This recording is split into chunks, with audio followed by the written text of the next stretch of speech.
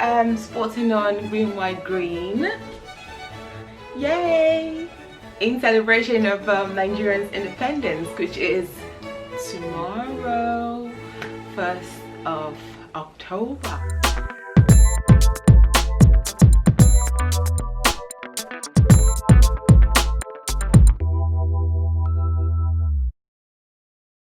Welcome to my YouTube channel, and if this is your first time tuning in, thank you for stopping by. If you are a WOONALICIOUS fan, hey!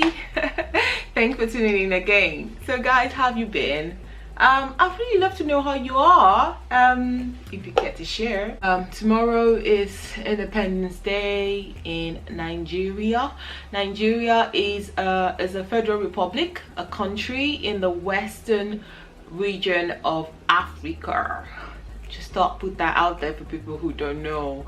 I know the world is becoming increasingly smaller and smaller, but you'll be shocked at the number of people who don't even know where some countries are placed on the planet. And yeah, so I'm a Nigerian by birth. Yeah, I thought I'd just kind of lend my voice, because truth be told, I mean, the situation in Nigeria as it is enough to put a downer on anyone, except you don't have any human feelings or compassion or empathy or anything at all. Would you say you're okay with the way the situation of the country is? And the fact that I live outside the country doesn't mean that I am entirely like removed, because I still got like strong links, family links back home. I've got families that still live out in Nigeria, and you know, I believe strongly that everyone should have access to, you know, a good life, because we're all human at the end of the day. We're not animals. We deserve the best. And when I was looking at putting together today's video, and I was thinking, I don't know if any of you remember that book, Animal Farm. I took literature in my secondary school, which is called high school in some part of the world, and one of the books we read was Animal Farm by George Orwell. I don't know if I pronounced that properly, but I put the name there. And one of the famous quotes from that particular book, The Animal Farm, is, all animals are equal, but some are more equal to others. And that specifically describes the situation in Nigeria. Like, whilst we'll say we're all Nigerians, we know it's not quite right. Like, some are more equal to others, because it's not like the same, even they're not all treated equally. Like, the class system, the tribe system, it's just ridiculous. Now, I'm not one to do politics or talk politics, honestly. I'm sure my friends will probably be surprised about this content this week on my channel, but I mean, what better time is it to talk about something like this than now? Because if we keep looking for the right time ain't gonna come. Okay, right time ain't gonna come. So personally, I believe, because look, there's so many conspiracy theory. People feel like, oh, we're still pulled by the strings and ruled by the people who's colonized us. I'm referring to the British.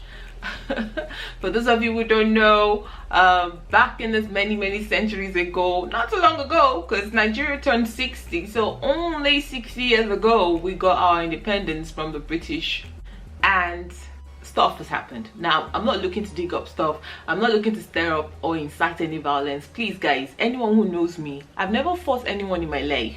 But to say like I physically gone off and went to beat someone, it will be hard for you to get that kind of emotion out of me, shall. Like, what can someone do to me? I've never anyway been in that position, and I don't pray that would be, because I don't believe in violence at all. Because honestly, if I told you that I know the solution to how we can change things around in Nigeria, you have to stay to the end of this video to find out if I have.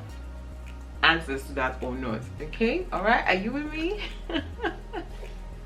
Okay, one of the prevalent issues in our country, in Nigeria, is corruption. Jesus, that is like deep rooted into even like a child that is born today. Baga, I'm telling you, can be corrupted in Nigeria. That's how bad corruption is eating deep into our system. You know, I mean, and it's done in various ways, blatantly right in front of us. We hear stories every day of money developing legs and just disappearing, not accounted for. We hear of animals swallowing and eating money. You know, every day governments are refusing to cut down on the cost of governance, and in so doing they've created more avenues for looting and corruption. Basically, that's what they've gone off and done, and I'll explain that in a minute. Where you have, you know, government allocating or misappropriating funds to different areas, and sectors like health, education are just like at the bottom of the list. Now, even let's talk recently, right now, currently. I mean, the whole world has been impacted by COVID and all, but we hear countries, even like our neighboring countries in Ghana, doing a lot for their citizens to help alleviate or relieve the impact of COVID. But our government rather are deciding to increase tariffs. They are, you know, implementing more tasks. There is increase in fuel. Like who would imagine that there's increase of fuel at a time like this? There is increase in interest rates. The value of pounds to naira or dollars to naira. Cost of living in general is just on the rise in a time like this, and there's no relief whatsoever. Rather, we are so blessed, but we're waiting for charities and other non-profit organizations to come in to give us aids and support us. Okay, look, I can't even believe I'm bringing myself to do this video. I'm telling you, because I used to say, oh, I don't want to be one of those people who are just identifying problems. We know Nigeria is bad, yeah, but we have to talk about it. We have to. I mean, I'm sure for those of us who are privileged to come out and see what the older world look like and how system works in, you know, in their countries and everything, surely we must appreciate that is also attainable and achievable in Nigeria, if only we hold our governments, our leaders accountable.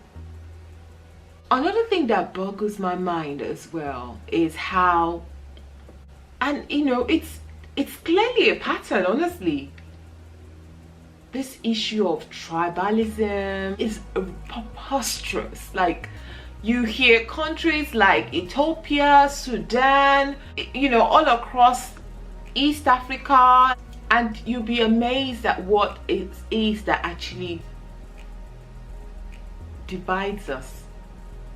Same black people, same black man would look at his fellow black man and say, oh, you're not my tribesman, you're not my king's thread, you're not from my state, you're not from my, you know, that's another issue that continues to hold us bound, guys. I don't know who are the cabal or the cartels or the godfathers that are behind the scene instigating this, because these are the things they are putting on ground to distract us from the main issues at hand.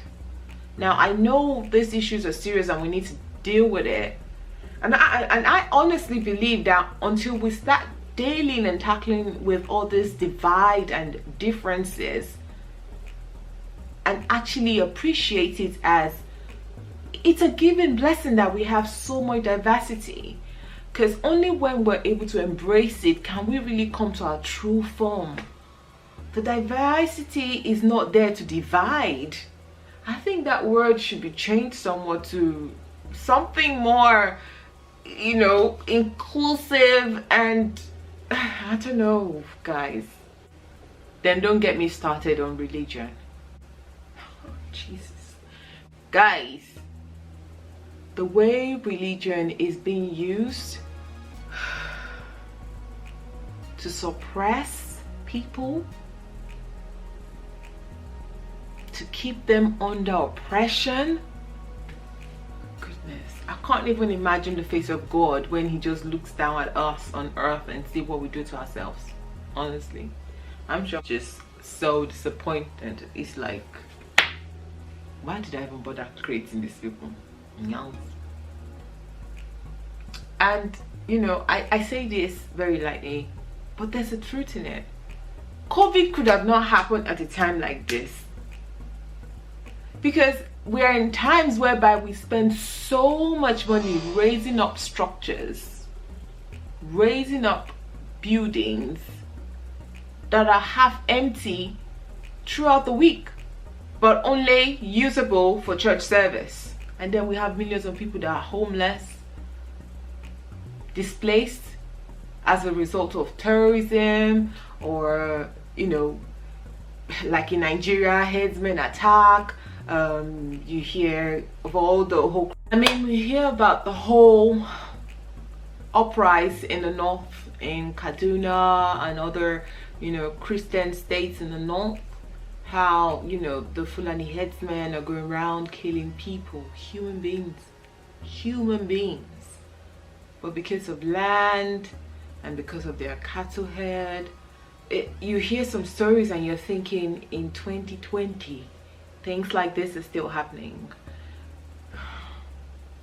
Like, the lack of value for human life is just appalling. Appalling, to say the least.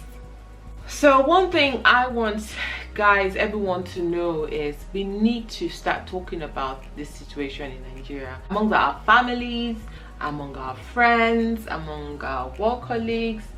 We need to start talking about it. Like, I know we are, I'm not saying we haven't, and I know someone will be like, yeah, we've been talking, what change has it done? Well, I know for a sure that in this United Kingdom where we are, the only reason why the country is moving forward is that these people know how to moan. When they say people can complain, and they don't even know how good they have it.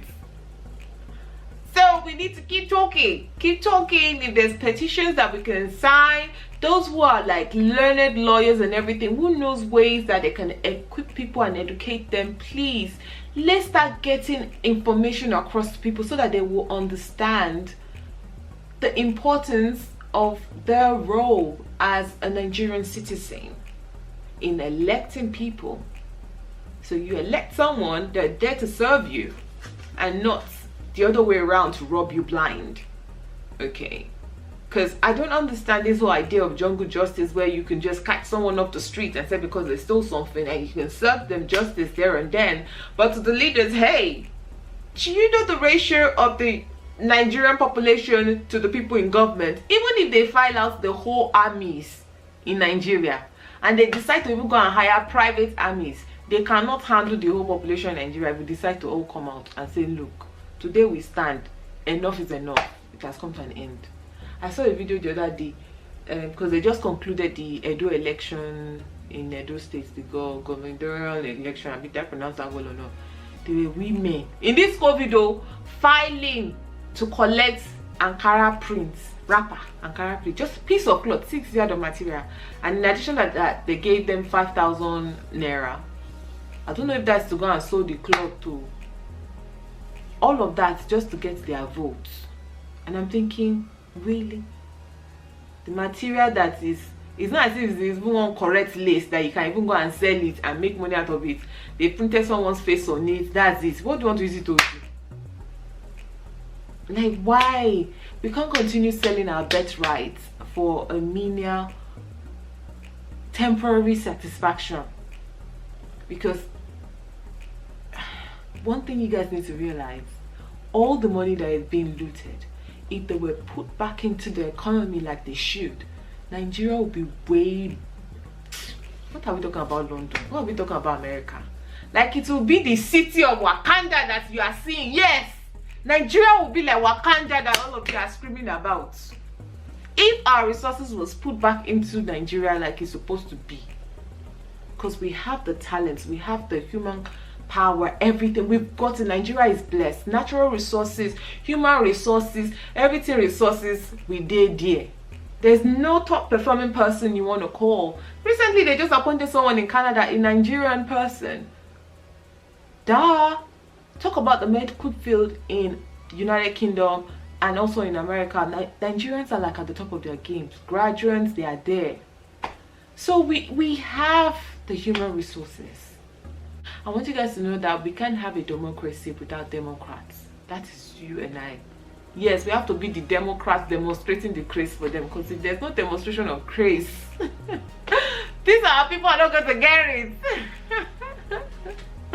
I mean, how can we have leaders who are not governing well and they have followers? Sometimes I just see how some people rise up and defend our government, and I'm thinking, really, mate? Really? But you know these people ain't doing nada. I don't want to swear. This is why you're doing nothing. So what are you commending them for? Just because of what you will take to eat and drink. After that, your children and children that will come after you will come and curse you. Like, we can't continue condone stealing and looting without being an accomplice ourselves. Yeah. So even you standing on the sideline and say, Shebi the steal is not concern me, then you are part of it. Yes, because you have enabled it. Nigerians masses have enabled an environment that allows the government, because I don't understand how we keep hearing year in year out news about snake today, monkey tomorrow. What have we not heard? Birds, everything coming to swallow money, and nothing is done. So we are accomplices. We are to get together. Nigerians are destroying Nigerians. Yes. Also, the issue about bribes. I don't even know again. I don't even know. Like, an average Nigerian wants to make life hard for even himself. I just heard the story about the railway track between Abuja to Kaduna, how that place is being run. So guys, I want you to know that when we intentionally or unintentionally or collectively close our eyes to the tribalism, corruption, mismanagement, fraud, favorism, nepotism, religious persons, when we close our eyes to them and say, yeah, let them carry on, God will judge them. Do you know what we're doing in essence is that we're going to suffer for it in our present and also in the future because of our children who are coming behind us. Because look at the world that we're in now. The United Kingdom we're enjoying now, the America that we're enjoying now. It's as a result of people who stood up and said, look, this is not right. There has to be a change. No, every person deserves equal rights. That's why we're able to be here and enjoy this life that we got now. So I think it's time that we do the same for ourselves, for our own sake and for our children's sake that are coming behind us. So when history is recorded, they would say, at a time like this was done. So I just want to share my own 2 cents. Do you know that popular saying, what's good for the goose, good for the gander? Simply put, is a principle of what is good for one person is good for the other, irrespective of the differences or their tribe or class system or whatever is good for one, it should be good for the other one. Me, I believe like that, because I don't think my life is not worth more than anyone else's life. Everyone's life is the same. I believe that everyone deserves a chance. Okay, so we're in agreement on that. Personally, what I feel that we need to start working on in Nigeria to kind of turn things around is to start an initiative I know that people who are doing things already, but I think now we should be at the forefront, that we are doing like a nationwide campaign, continuous. This one cannot stop again. It should be like a mandate all the rest of our lives, that will continue to do a program or campaign that kind of promotes inclusion, integrates all the tribes we have in Nigeria. Do you know Nigeria has about like 200 tribes and like 400 languages? Well, I don't know if I've gotten that the other way around. One country, oh, not a continent, a country. So I believe that is a positive in its sense. See how we can continue to integrate ourselves. We need to do more. We need to do more, so we can appreciate all our differences and not see them as a weapon of division, but actually in a uniqueness that makes us beautiful. Okay, we need to celebrate our diversity. I also believe that all politicians should be paid minimum wage. Yes, you're the one that say you want to come and serve, so any additional perks out of the window. That way we'll be able to weed out those who didn't come and serve. I'm telling you guys, because if we carry on like this, there won't be anything left. Because if you can have volunteers doing stuff for charities for free and impacting millions of lives, you that call yourself someone that wants to be a leader, you're serving your people. So even if you get anything for it, it should be the bare minimum, and it's just for a show of appreciation. That's my own 2 cents. Because at the rate they are going and the way they are shopping spree in Nigeria, they will sell us, even those of us abroad, inclusive ones, not just those in Nigeria. We keep at it at the way we're going. I personally as well believe that we should ban any foreign trips for politicians, especially around going for medical treatment. Yes, it is shameful that you have a constituency, a ward, a local government, and there is no health center, and you are called to serve that area. You don't have a common health center. We're not even talking of hospital. Since Nigeria's independence, or since we've created the federal capital of Abuja and everything, even in that Lagos, when have they built a new grand hospital and say, oh, this is a new hospital that they built or something? No infrastructure, nothing.